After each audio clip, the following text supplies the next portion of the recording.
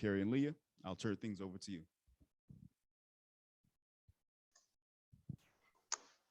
Great, thank you so much. And I'm really excited to be here virtually with you all. So maybe not here, but here in spirit at the very least. I'm going to share my screen with you all.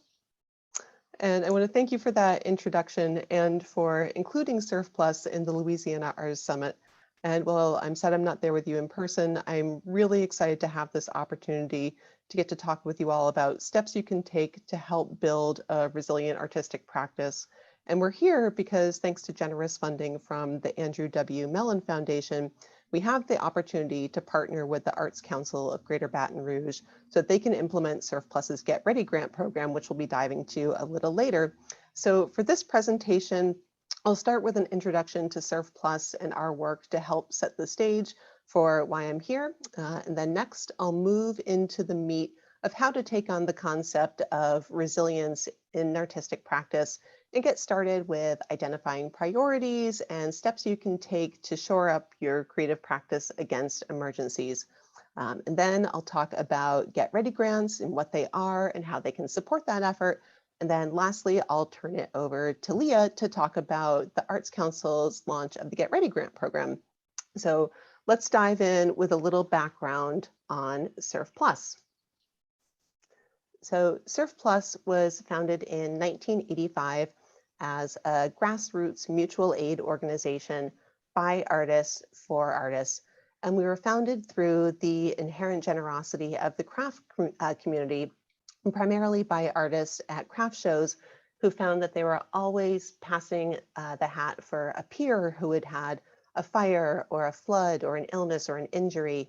And from that sort of analog crowdfunding beginning, grew into a national arts nonprofit providing emergency relief to artists who work in craft disciplines such as ceramics, wood, metals, fiber, and glass.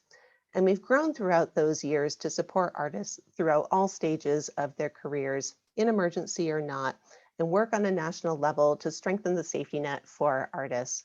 And we really strive to be the go-to organization for studio-based artists on readiness, with information resources and education programs and actionable information to help artists be emergency ready. We're an advocate for the needs of artists, working with the general emergency management community and the federal government to ensure that their programs and services include artists and other self-employed workers. And as you can imagine, that's been an important focus of our work during COVID.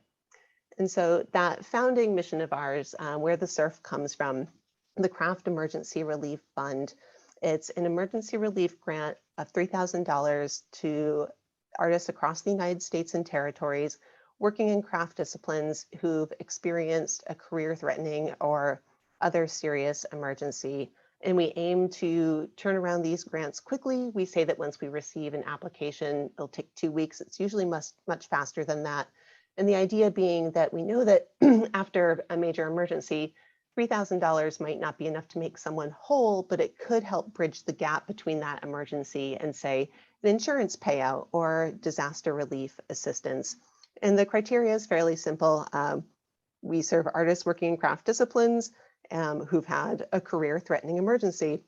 And of course, that emergency can be, the ones that make the news, the hurricanes, the wildfires, the tornadoes, et cetera. But it could also be those deeply personal emergencies like illnesses and injuries or theft. And I'll also note that we're not membership-based and no prior relationship with Surf Plus is necessary to be eligible for emergency relief. And then we also have, as a kind of add-on to that emergency relief assistance, our In-Kindness program, where we try to broker donations and discounts for our emergency relief beneficiaries from suppliers and manufacturers or craft show producers or others, just to help deepen the impact of that assistance. For example, we work with a kiln manufacturer who's willing to donate several kilns a year to ceramic artists who've had an emergency. And so out of that work too, we've also grown to try to be supporting artists before an emergency even happens, and that takes a number of shapes. And it all started with our Studio Protector, which in the beginning was a physical tool, but is now an online hub that supports artists at all stages of emergencies, from mitigation through recovery. We have our insurance hub, which offers both information on types of insurance that artists want to consider for their practice, but also listings of providers that understand an artist's career and can offer plans that actually meet them where they're at. Our Crafting Your Legacy workbook supports artists in estate planning and looking beyond the work itself and helping to make provisions for your whole practice, looking at studio contents, the practices that go into making your work, et cetera, and making sure that there's a legacy plan in place for those as well. Our Cover Your A's program works with art school faculty to support them in incorporating emergency resilience curricula into their courses with their students so that the next generation of artists starting their practice can do that with emergency resilience and career protection at the forefront at the inception of their careers. We have a studio safety guide that supports artists, whether looking for their first studio or looking to improve an existing one, can help walk through the various facets of things to help make sure that that studio is really meeting their needs and suiting their artistic practice and isn't going to cause an emergency down the road.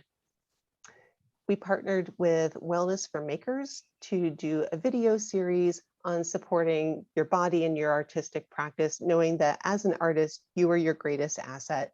So it has topics like how to support your body if you, say, are in a seated position, say if you work at a loom or over a potter's wheel or at a metal bench, or if you have a practice that involves standing, how to care for your body. Caring for yourself is the most important part of caring for your artistic practice. And lastly, of course, our Get Ready grants, which we'll be talking about later. And so with that framing in place of where we come at emergencies from, we talk about being ready and being resilient in our mission towards serving artists and supporting them and having sustainable careers. And when we're talking about that resilience, what we're really talking about is how can your business, career, and artistic practice recover after an emergency? And what can you do in advance to set that up so that you'll be ready to bounce back as quickly as possible? Because not all emergencies can be prevented, but you can take steps in advance to mitigate them to the best extent possible and their impacts on your career. And here's how to get started with that. So the first step is really thinking through your risks. And I know that kind of thinking about risks while we've been living in an emergency for the past 2 years can be a little challenging and conflating. However, it's really an opportunity to reflect and think holistically about your artistic practice as an artist and identify what assets are critical to your artistic practice and what can you least afford to lose. What's most important to you in your artistic practice? And lastly, how would an emergency impact your assets and cause potential losses? And here's how to get started with that thinking. The first step is to conduct a risk assessment. In a risk assessment, it's the process of thinking through the property, the events, people, other assets that may be vulnerable if you're impacted by a hazard or a disaster, and the types of hazards that you might face based on your unique circumstances. Maybe that's where you live, if there's a particular weather vulnerability, your art form, your practices, materials you use, for example. And the importance of a risk assessment is it helps you identify the potential risks so you can take action now to protect against them and minimize potential losses and lessen recovery time that keeps you from getting back to your artistic practice. You can think of a risk assessment as a tool that helps you build your own personal resilience action plan. And so we're going to get started with actually conducting a risk assessment. And the key word is start. A risk assessment is really a living plan that you can continue to build and work on throughout your practice. And so if you have a pen and paper or a tablet or other writing implement, I encourage you to get those out and start taking some notes. So here's the first step. The first step is to think through your assets in your artistic practice, useful people, things, values, or qualities.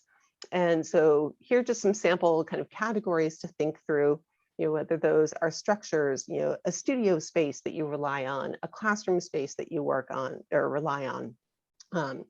Things, and I know that things is a little bit of a reductive word, but it's really getting to the tangible objects in your practice, the artwork itself that you make, tools that you use to make your work, technology that you use, any kind of documents that you're reliant on, the people and relationships. Of course, but also any studio assistants or customers or clients, galleries you might work with.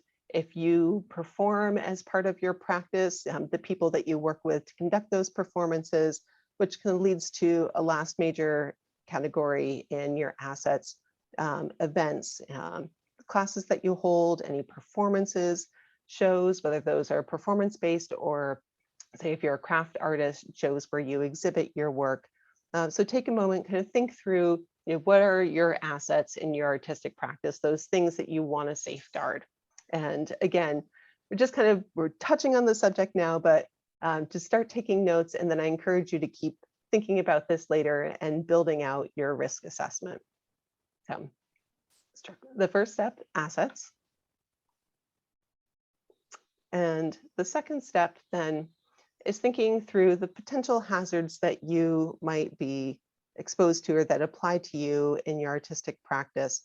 These are kind of some sample weather-based ones, but not all emergencies are natural disasters. Maybe based on your work, there are chemical hazards that are a vulnerability for you. Say, if you work in metals, some of the chemicals that you might use in your practice, or maybe based on your materials or your location. Say, if you work in like a multi-use space that lots of people are coming and going out of, maybe theft is a hazard for you. And also think about the likelihood of those events. While some hazards we can't necessarily know the likelihood of, who would have over 2 years ago predicted this pandemic, for example, there are other hazards that have a rhythm and have a frequency.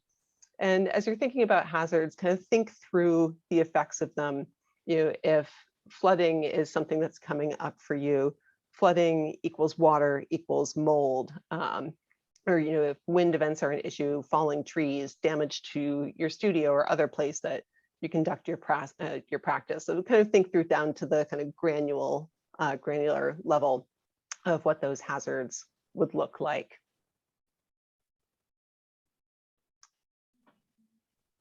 And so then the last step in a risk assessment, think of the assets and the hazards are sort of the A plus the B. And then the last part is the equals C, how those hazards you identified would impact the assets that you have. And so thinking through, if you, just to keep to a really clear example, if you identified, water, like hurricane and potential water damage, and one of your assets, say you work in like paper or on canvas or another, water vulnerable material, it's damage to your work, that would be the risk that you want to start trying to build steps to mitigate. And so what are the possible scenarios if you start thinking through your assets and your personal kind of hazards that you're vulnerable to? How would those really impact your practice? And so those are going to be the areas that you want to start working on to build resilience in your practice. And I do kind of want to note here, this is a point where possibly some overwhelm could creep in. So the kind of last step is to prioritize, look at the risks that you've identified that are most likely and would have the biggest impact on your career. And those are the ones you want to start to prioritize. You're thinking about building resilience into your practice. So again, this is just a kind of very first shot at building out a risk assessment, kind of thinking through the steps you want to take in resilience. So I encourage you to keep thinking through this exercise later on your own time. But I want to be able to pass along some steps you can start taking now to address risks. There's some really easy ones that have low entry points in terms of cost barriers or difficulty. So I'll share some tools and some tips now. The first piece I want to touch on is documentation. I know that might sound dull, and I confess to being a complete documentation nerd. And when I'm talking about documentation, I'm kind of talking about both the what that you want to document, and then also the how to go about doing documentation. For example, Do you have records of the contents of your studio or other place where you house objects related to your practice? And also think about, how you've been storing, for example, images of your work or records of sales or exhibitions or other, information that's really vital to your practice. Are files and mixture of the cloud and hard copy and old external hard drives? Do you have really vital images or documents that only live in one kind of fragile format, say like only in hard copy? I say that only when I was starting out at Surf Plus and learning about emergency preparedness. I think about an artist who we supported after a flood. She's a ceramic artist, a mid-stage in career, and throughout that career had been developing a suite of glaze formulas and keeping those formulas in a binder in her studio, and only in a binder in her studio. When her studio flooded, all of that work that she'd been developing throughout her career was lost in an instant. So now's a great time to kind of think through, what's your binder of glaze formulas, and what are the things you could start making other provisions for?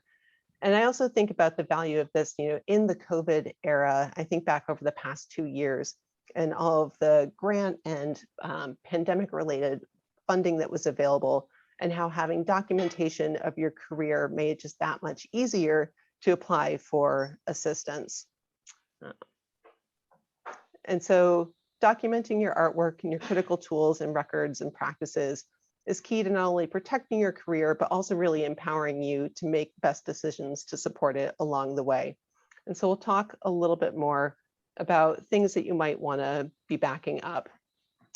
Any contracts or invoices related to your practice, making sure that you have access to any insurance policies, say if you needed to evacuate and needed to be able to contact your provider, records of your taxes, records of where your work is out in the world, consignments and gallery agreements, your wills, sales portfolio, any contact lists. If there are people that you needed to reach related to your practice after an emergency, would you have access and the ability to do that? Resumes and CVs, and then also your inventory of your practice, both your work and then also inventory of the tools and things that you have that are vital to making your work and going into your artistic practice. If something happened, what would you lose access to? And what can you do now to build in other channels to be able to access that information? And so there are some really simple methods to start building up your documentation, especially around inventory and documenting things that you have.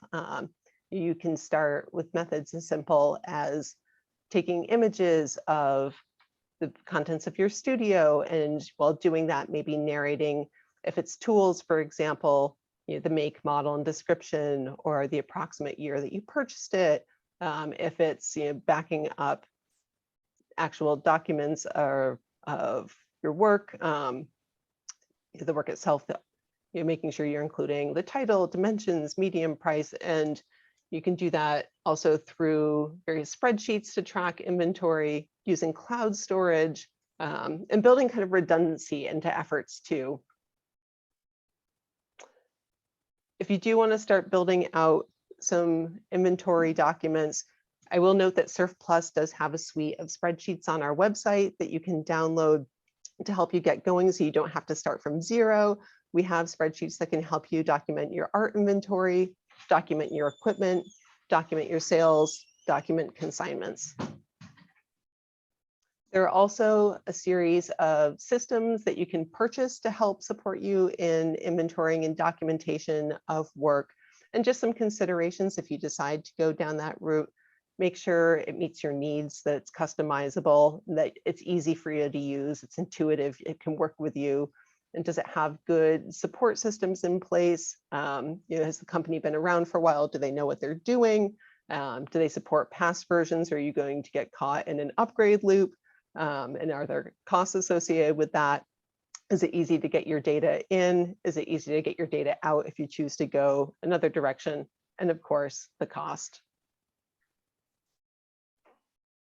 And just some general best practices around safeguarding, regardless of any system that you use, regardless of what you're documenting. make sure that you're backing it up frequently. If there's something that you need to keep in a hard copy, make sure that you have another copy in a safe offsite location, ideally 50 to 100 miles away from your studio. And as with anything, like I was saying, multiplicity is your friend here. Multiple copies of anything in case one system fails. Another topic I want to touch on around emergency preparedness, I know it's not everyone's favorite topic, is business insurance. But it makes such a huge difference, and it doesn't necessarily have to cost a lot. And one key point that I really want to drive home, if nothing else sticks about insurance, I know so many artists who have a studio in their home and thought, or maybe have been misguided by their insurance provider into thinking that their homeowner's policy would cover their studio practice. In almost every case, unless you have a specific additional endorsement, it does not cover your business activities related to your artistic practice. And for the insurance purposes, you're in business if you offer goods or services for sale. And homeowners insurance will also exclude buildings on your property if they're used for business purposes. And I'm sensitive to the fact right now that with pandemic-induced financial strain, the ability to add on additional costs like insurance might not be feasible right now, but I at least want to pass along information about what types of insurance coverage to be looking at for your practice, just for when you're on better financial footing. And so the first type of insurance I want to talk about is just quickly business property coverage.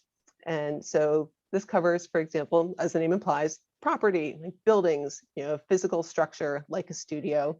If your studio is in a building on the same property as your home, again, don't assume that a homeowner's policy would cover it. Business insurance covers your personal property. This is the contents of your studio, such as tools, equipment, raw materials, works in progress, finished products, etc. Kind of inland marine, which it comes from the days of shipping, and it used to refer to when goods were off ship and traveling over land. And so what this would mean for an artistic practice is that it covers your work and other property when it's in transit or away from the studio, such as when teaching or doing an installation or at an arts festival. And then personal property of others.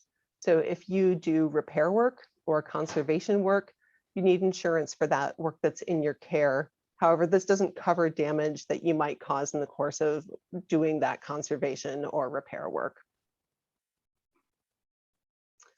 Next, liability coverage. So general liability is the insurance that protects you if someone is injured while on your property, or if your property causes damages to others. And liability insurance stays with you when you're at a location other than your studio. And product and operations liability is what covers you in the event that someone is injured by a product or while you are performing your work somewhere. And errors and omissions can be particularly helpful to look into if teaching is part of your practice. So this is the coverage that kicks in case someone is injured from following your advice or because of an instruction you may have omitted by accident. And then umbrella liability, it protects beyond general liability coverage and kicks in when all other liability coverage is exhausted. And usually it's covered in increments of $1 million. And then lastly, for other types of insurance, you might want to consider based on your circumstances. A lot of homeowners' business policies don't inherently cover flood or earthquake damage. Those are additional coverages that you would want to purchase in advance. I will note with flood insurance programs, they're not something that you can get when the flood is coming. They usually need to be in place at least 30 days in advance. An extra expense insurance, it pays for relocation of a studio if necessary due to a significant loss. Employee dishonesty is, well, as the name implies, covers losses due to dishonest acts of employees if you have employees working in your practice. Workers' compensation. And then commercial auto coverage, I want to note too, If you have vehicles that you use as part of your artistic practice and you're conducting your practice as a business, even if they're also your personal vehicle, they should be insured for business use. In most cases, personal auto insurance will not cover a loss when the vehicle was being used for business purposes.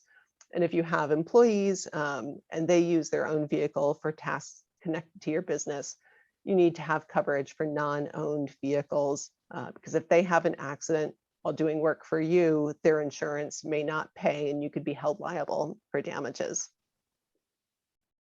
And so lastly, on insurance, before I lose you, I know it's not everyone's favorite topic, but it's so important. Just some tips to consider and how to prepare to either shop around for insurance the first time or try to get new or better coverage. This is why inventory is important. It's your friend here because knowing what you have will really help you make sure that you're getting coverage that really covers the full scope of what you need. And to get ready to talk to an insurance provider, you can prepare what's called a business commentary. And that's really simply just a 1 to 2 page description of your background, your experience, the size and scope of your operations, and be really honest and straightforward about your business because the agent will use that information to weed out kind of underwriters or others that have little interest in your type of practice. Encourage you to shop around and get several quotes, and then ask questions and really trust your gut. Be sure the representative that you're talking to understands your needs and helps you to design a package that provides the coverage appropriate to your situation and that they understand the scope of your coverage, or rather you understand the scope of your coverage and you feel confident in knowing that your needs are being met, and really trust your gut on that. If you find that you're talking to a provider who's hedging it all or being a little kind of vague about really specific questions or needs that you have, listen to your gut, and if you don't feel like you're getting what you need, see if you can find another provider who communicates better and is able to meet you where you are. And if you need more insurance information on insurance, through SurfPlus's website, which is surfplus.org, we have an insurance hub. We have a business insurance guidebook for artists that goes into more detail about those types of coverage that you might want to be looking for in your practice. We also have, like I mentioned at the head of this presentation, listings of providers who are used to working with artists and have plans tailored to meet their needs. And then we also have fact sheets on, for example, flood insurance. A couple other resources that I will note, our studio safety guide, which really helps you look through the kind of full scope of a studio space and make sure that it meets your needs. For example, was the building that you're using for your artistic practice designed for that purpose? Or was it used for something else before that could prevent or present a health hazard? If you're in a multi-use space, are other occupants being safe? Are they using materials or using practices that could put you at risk? Is the electrical system able to safely accommodate any equipment that you use? If you use chemicals in your practice, do you have safety data sheets for those chemicals? So this is a great resource if you want to look around the studio space that you use or the space where you conduct your practice and assess and maybe make some changes. Then our studio protector can help you go deeper on not only insurance and studio safety, but also additional resources on documentation and other tips for when there's nothing else on the horizon emergency-wise. Then also the studio protector has emergency specific resources and other general resources that can support you in addressing those disasters that you might have identified as hazards during the risk assessment. Information on, for example, protecting your studio from hurricanes or high wind or power outages or other really weather-related emergency hazards. Also, more information on disaster planning and emergency contacts and just other preparedness tips and resources to help you build out your own personal resilience plans. So now I want to get into Get Ready grants. And the Get Ready grant was designed to help artists protect their careers and safeguard their studios and prepare for emergencies. And so I'm going to spend a little time now before I turn things over to Leah, just giving some examples of the types of activities that those grants can fund. And so the first kind of category we think of for what to Get Ready grants fund is business protection. So going back to that documenting and archiving, if you need more software or tools to help support you in that, Get Ready grants can help support those. And Get Ready grants, I'll note, they're typically $500 or up to $500 grants. And that likely to be in that range going forward through the Arts Council. But Leah can talk a little more, and I know that they're developing still how that program is going to be launched here in Louisiana. But in the business protection, these grants can also support if you need to consult with a professional on planning for continuity and other contingencies. And then also as you're building your secure record keeping systems, whether you need equipment or advice, et cetera, these grants can help support that work. Apologize, guys. I jumped the wrong direction. Thank you for being patient. This is my first virtual and hybrid presentation. So you all are the first folk getting to see this. I'm used to either one or the other. So thank you for your patience. All right. So next up, studio safeguards. So if you need to improve safety equipment, whether it's the basics of fire extinguishers, et cetera, or say you need to upgrade existing equipment in your studio, Get Ready grants can support these.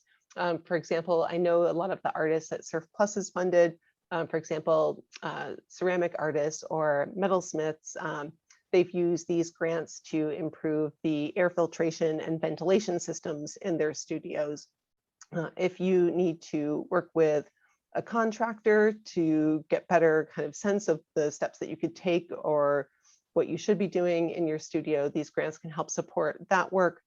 Or safer materials for your practice. There are some metalsmiths I know that we've helped where some of the chemicals that they had been using in their practice are not great for your health, and they have used these grants to support a shift towards using more friendly materials so that the chemicals they're using don't impact their bodies as much.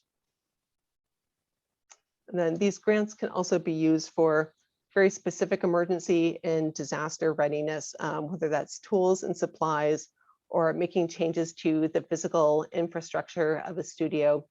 We've supported a number of artists in Puerto Rico who've made changes to their studios to improve hurricane resilience. There's one woman we supported who needed to make changes to the landscape around her studio to channel water away from it in the event of another hurricane. Or there was another artist who needed to get different gates for the windows on their studio to help prevent wind and water damage in the event of another major hurricane like Maria. And then also a number of artists have used these grants for theft protection. Again, I think of several metalsmiths who've improved the security systems in their studios using Get Ready grants. And then for career protection, if you need to employ professionals to support legacy or estate planning, if you need to hire the services of financial planning professionals, if you need to, beyond the documentation work and kind of infrastructure of getting equipment or systems yourself, if you need support in doing that work, or if you need to employ legal counsel to strengthen your career protection, these grants can support that. And then also these grants can support enrolling in professional development courses or workshops that help enhance your own career protection. And then a last lens that we added to the Get Ready grants in recognition of the fact that COVID has really changed the face of what emergency preparedness looks like. We added kind of a COVID resilience lens to the Get Ready grants so that as artists continue to pivot their careers, and while COVID is hopefully on the wane, we still don't know what the future holds. So the Get Ready grants have also expanded to support artists who need support in pivoting their careers online, whether that's gaining knowledge and experience in e-commerce or getting better photographs of their work to pivot their career online, and employing the services of web designers. We also understood that for a lot of artists, the changes in day-to-day life were keeping them out of their studios during COVID. So supporting artists and accessing childcare just to even get back into their studios. And then also physical infrastructure changes to support their practices, whether that's, plexiglass barriers or, or other equipment to support artists in working safely. So those are the types of projects that Get Ready Grants fund.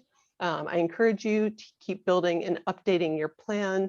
And then next, I am going to turn it over to Leah to talk about Get Ready Grants from the Arts Council of Greater Baton Rouge. Thank you so much, Carrie. Can you hear me?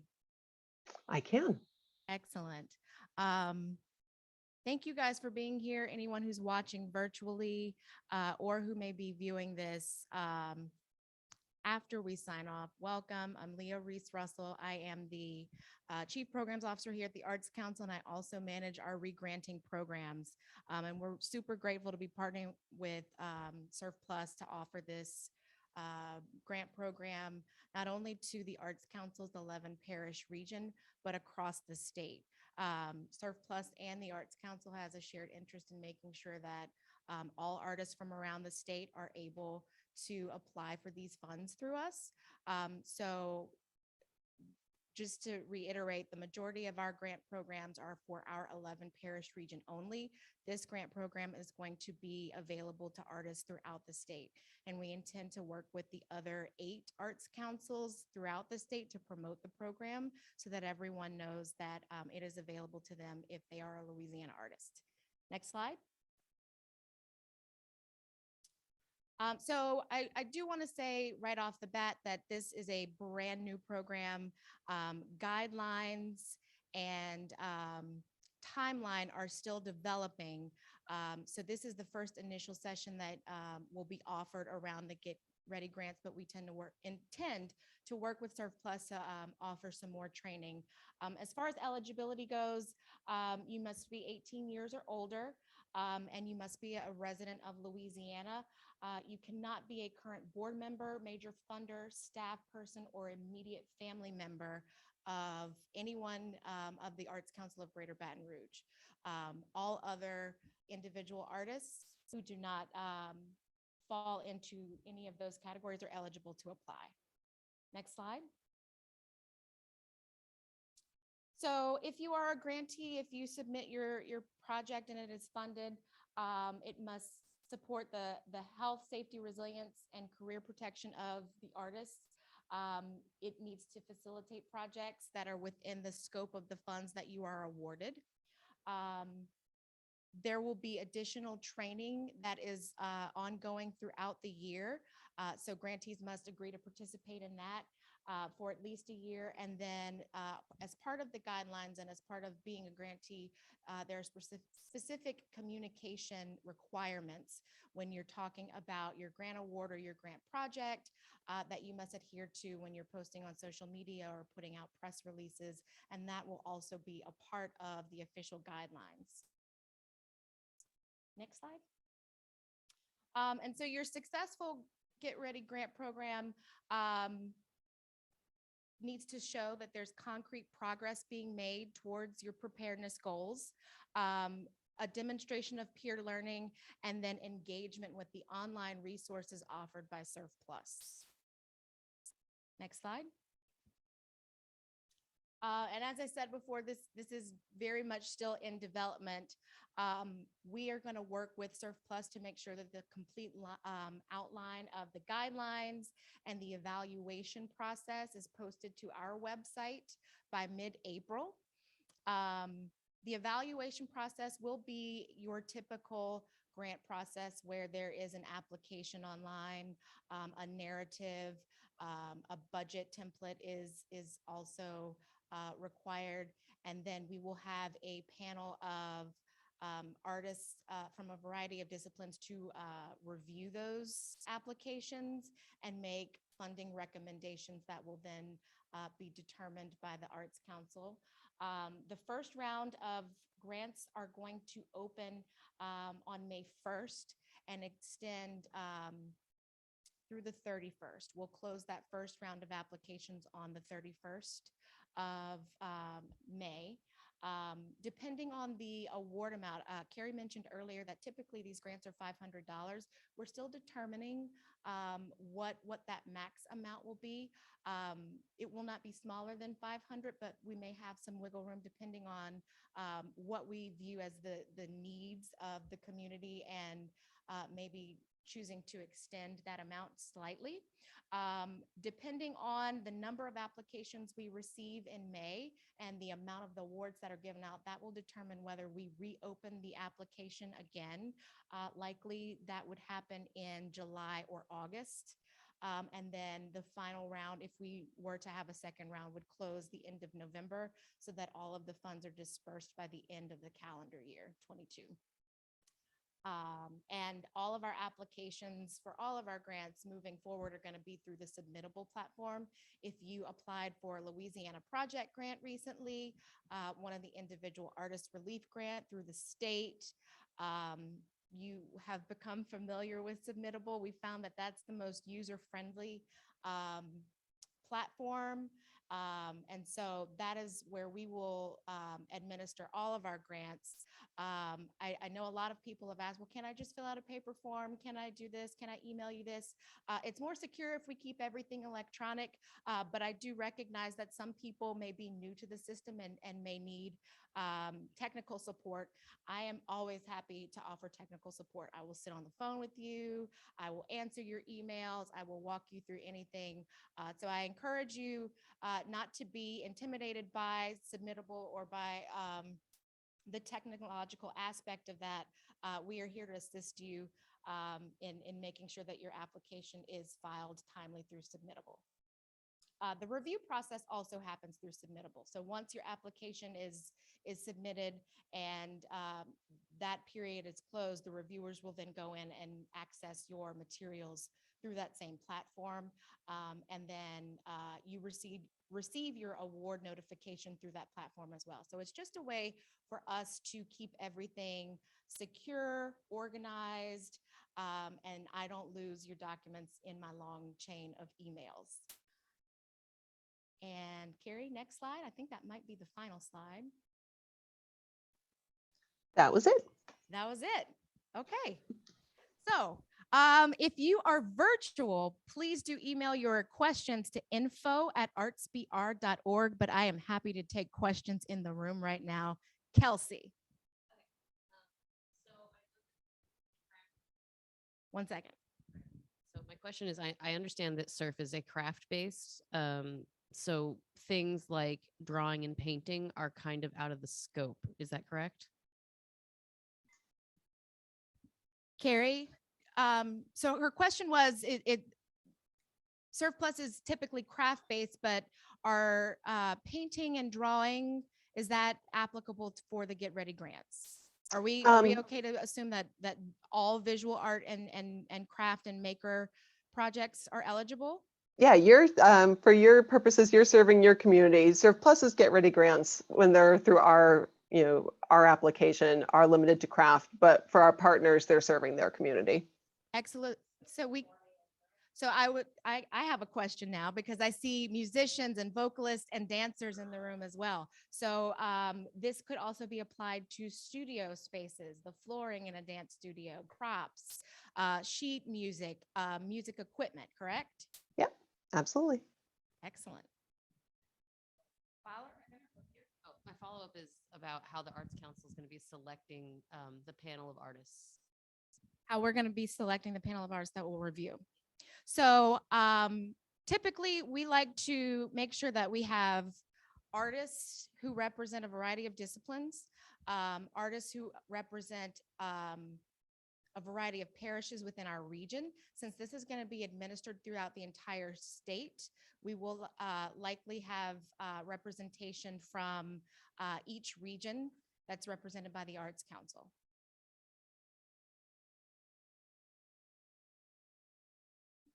My question is, so when you were going through the different categories that were eligible for the grants, so does that mean, you said the grants usually range around $500. So if somebody needed estate planning, does that qualify for 500? If they need risk planning for their studio space, can they apply for an additional 5? Or is this everything that they need to handle within one $500 grant?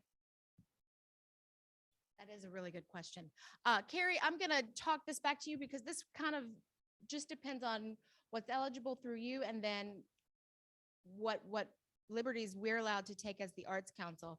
If one person needs estate planning, is that one grant? And then can that same artist apply for a separate grant for, say, COVID resilience? Is that what you're asking?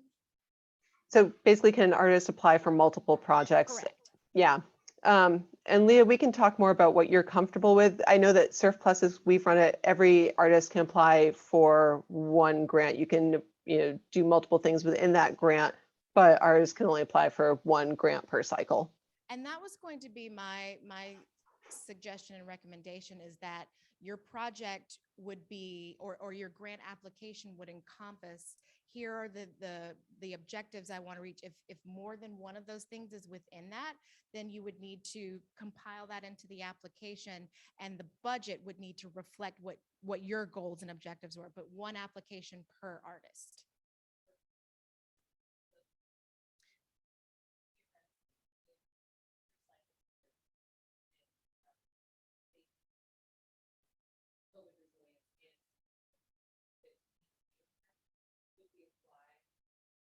So,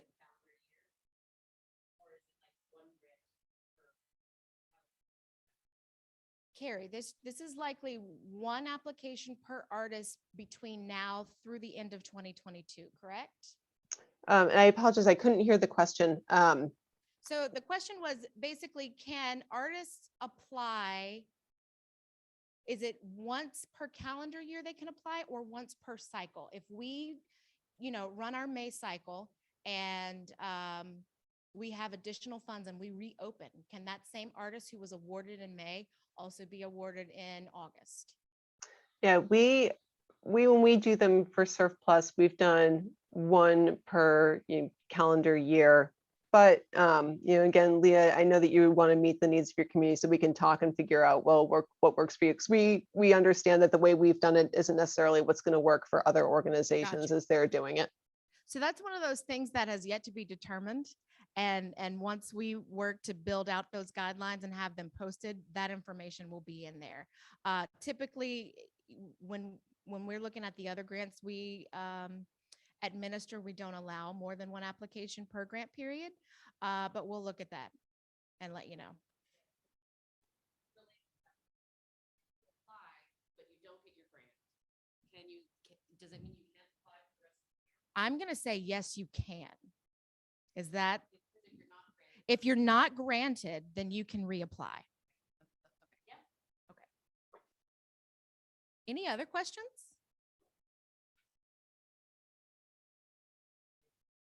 You two asked really great questions.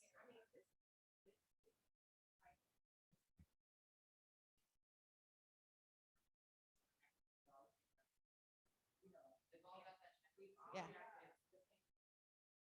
I'm just gonna put the mic over here so the recording can hear you. Yeah, one thing that the pandemic has shown is the level of risk that I was functioning with a lot of risk that I was not ready to handle. So as she's naming these, I'm like, oh my God, all these things that I'm sitting here going like, how do I pay for these things? But $500 is not going to pay for all those legal advice, just the estate planning, the financial planning, the counsel, all that. I'm just speaking. It's like, does the Arts Council have a program that has people on retainer that can just talk to us instead of giving us a grant? Then I have to go pay this person hourly. That seems like a program that may also be beneficial. Let me tell you why I'm very excited that we're having this conversation right now, is because this program is so very new.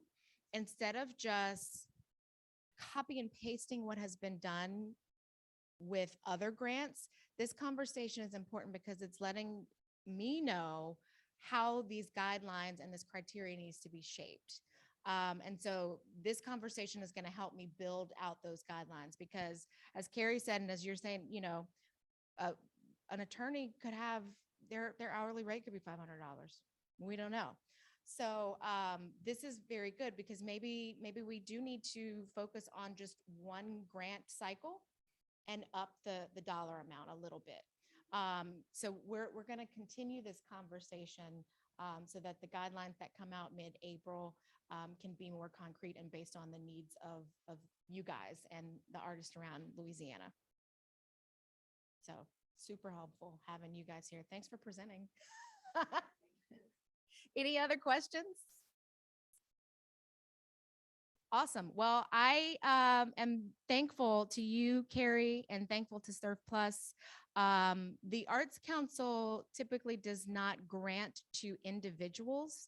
Our funders typically require that we grant to 501c3 nonprofit organizations. So I'm thrilled to be able to give artists money in their hands to do their work and to protect their work. And so we are committed to partnering with Surf Plus and listening to you guys about your needs so that we can get dollars in the hands of people that we want to support. My information, most of you have it, but if any of you who are listening virtually or who will view this later, need my email address. My direct email address is LRUSSELL@artsbr.org, lrussell@artsbr.org. Carrie had her information on her first slide, but if anyone did not get it, I'm happy to get her information to you as well. And Carrie, thank you. I think our hybrid event, all of the technology and finagling that needed to happen, I think it worked out beautifully. So thank you so much for sharing your time with us and running the PowerPoint. If there are no other questions, Carrie, do you have anything else you'd like to add? Just thank you so much, Leah, for and to the council for partnering with us on this. Thank you all for joining today and for your fantastic questions and interest in this program and for tolerating me being the floating head over here. So I'm so excited to virtually have had this time with all of you, and thank you, and I hope you enjoy the rest of the summit. Thanks, Carrie. Luke, I'm going to hand it back over to you. Thank you, Carrie. Thank you, Leah. Greatly appreciate it. Guys, we are done. We're going to have a lunch downstairs, 12:30 to 1:15. Also a little interactive activity. Following that, we'll be back up here. If you are here in person or if you're live streaming, the next session at lunch is going to be presented by one of our sponsors, United Fire and Water Protection of Louisiana. They're going to kind of do a presentation about what happens if you don't do everything that Carrie just talked about. What happens in exactly the response part of this. They are those experts, so they're going to be giving a talk about that during lunch downstairs in the John and Virginia Nolan Black Box Theater, 12:30 to 1:15. So thank you so much.